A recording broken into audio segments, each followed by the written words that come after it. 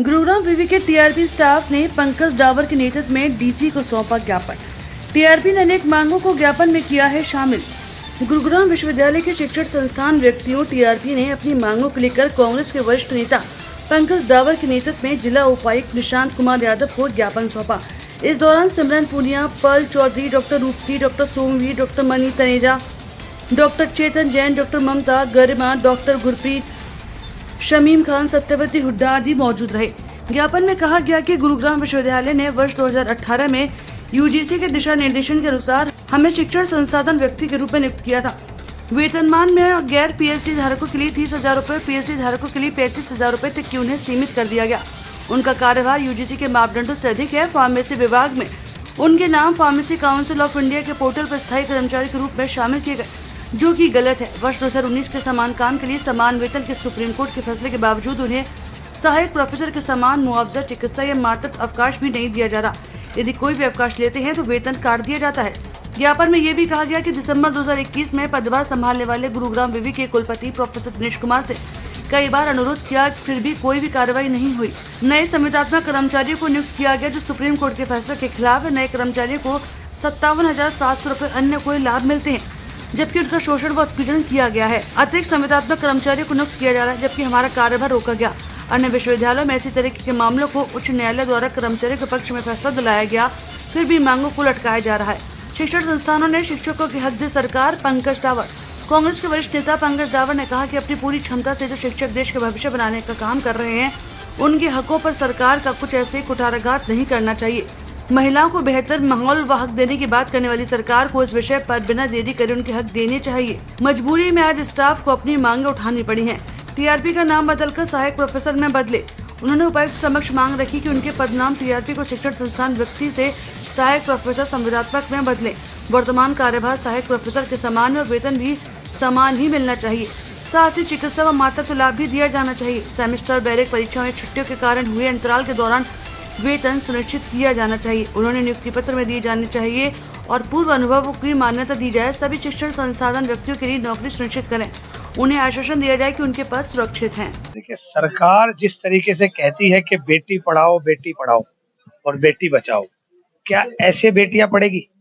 आप देखिए, पीएचडी होने के बावजूद भी आज इनकी तनख्वाह मात्र 30,000, मात्र 35,000, और उसके बाद दावे करते। गुरुग्राम विश्वविद्यालय में जिस तरीके से इनके साथ व्यवहार हुआ, बहुत ही दयनीय और बहुत ही अशोभनीय किस्म की टिप्पणी की जाती है कि आप दिहाड़ी मजदूर हैं।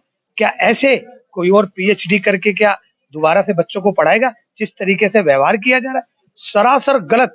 एक समान वेतन की बात करते हैं, एक समान काम की बात करते हैं, और उसके बाद आप फर्क रखते हैं।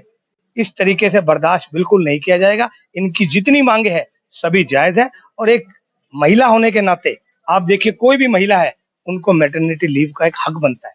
ये कोर्ट भी कहती है कि उनका हक है। अगर उनसे मातृत्व का आप छुट्टियों का हक छीनते हैं, तो कहीं ना कहीं आपकी दर्शाता है कि आप लोग महिला विरोधी भी है।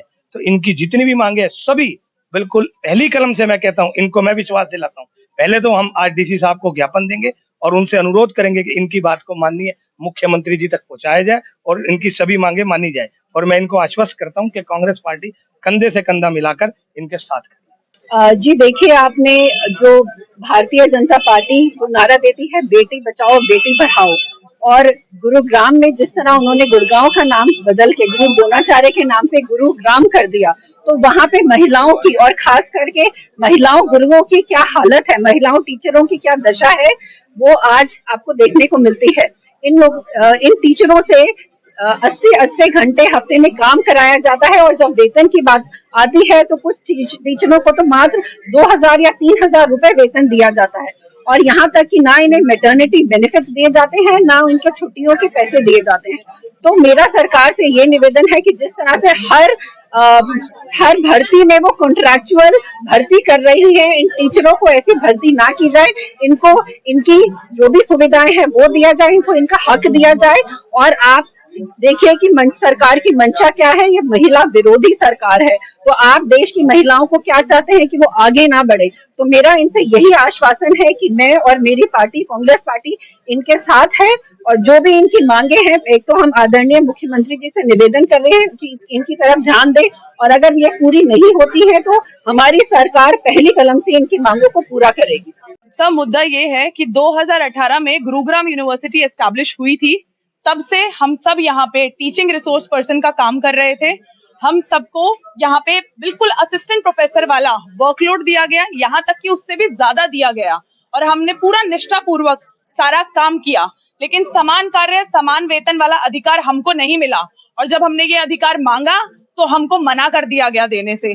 फिर हमने कोर्ट का दरवाजा खटखटाया, तो जब कोर्ट से हमने स्टे ले लिया इस चीज पे कि हमको नहीं निकाला जा सकता, तो हमारा काम छीन के, हमारा वर्कलोड छीन के दूसरे कॉन्ट्रैक्चुअल एम्प्लॉइज को दिया गया। वहां पे हमें मात्र कहीं किसी को तो 2000 की तनख्वाह, किसी को 3000, 6000 इस तरह की तनख्वाह मिली है। तो हमारे ऊपर बहुत मेंटली टॉर्चर किया गया है, इमोशनली टॉर्चर किया है, सोशली हमको बॉयकॉट किया गया है यूनिवर्सिटी से। हमारे ऊपर बहुत अत्याचार हुए हैं, और अब हम अपनी मांगे रखना चाहते हैं प्रेस के सामने।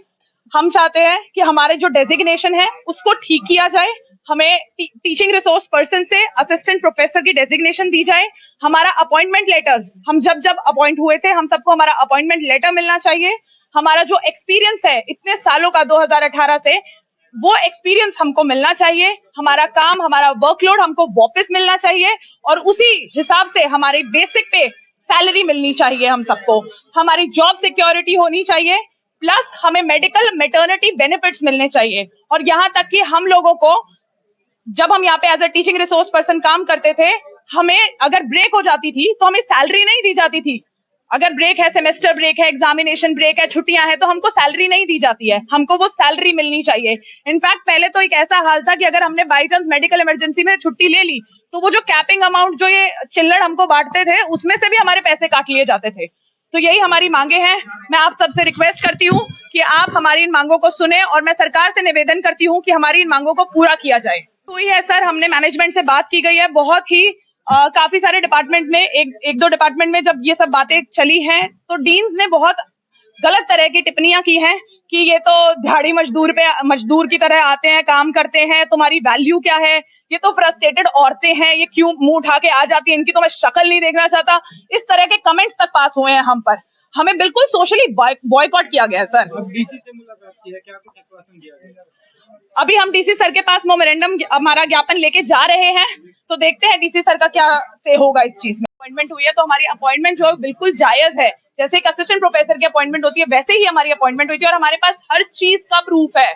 हमारी अपॉइंटमेंट से लेके, हमारे वर्कलोड से लेके, हमारा जो हमने काम किया है वहां पे, हमारा टाइम टेबल, और बाकी सारी यूनिवर्सिटीज में ये सब एप्लीकेबल हो चुका है। हरियाणा की यूनिवर्सिटीज में, कोर्ट में भी काफी यूनिवर्सिटीज के फेवर में ऑर्डर दिया है, और कुछ तो वीसीज ने खुद से सेल्फ एक्शन लिया है इक्वल पे इक्वल वर्क के उसमें। तो हम यही रिक्वेस्ट करेंगे कि हमारी भी मानी जाए।